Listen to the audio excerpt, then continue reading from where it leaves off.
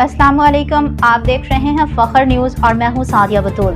खबरों का सिलसिला शुरू करते हुए सबसे पहले शामिल करेंगे आज की अहम खबरें। फखर न्यूज़ के bureau chief Punjab GS. Ayub की दर्दनाक रिपोर्ट। ज़मीन जीत गई, रिश्ते हार गए। बखर का वो स्याह दिन मट्टी मट्टी में मिल जाएगी, पर मट्टी की हवस ने जीते जागते इंसान मट्टी तले दबा दिए।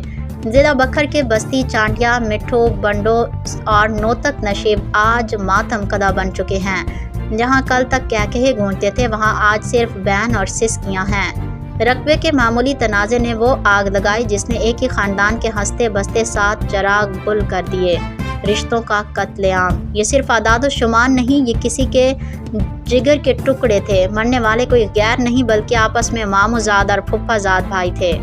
एक ही सेहन में खेलने वाले 3 सगे भाई भी इस बेरहम गोलियों का निशाना बन गए।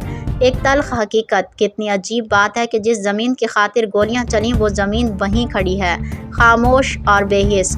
मगर वो भाई, वो बेटे, वो सहारे जो आज रुखसत हुए, वो कभी लौट कर नहीं आएंगे। जायदादें तो बन जाती हैं मगर उजड़े हुए घर और टूटे हुए दिल कभी दोबारा आबाद नहीं होते। पीछे रह गए तो सिर्फ खाली कमरे और बयान करती माएँ, बहनें और बेटियां। काश हम लोग समझ सकें।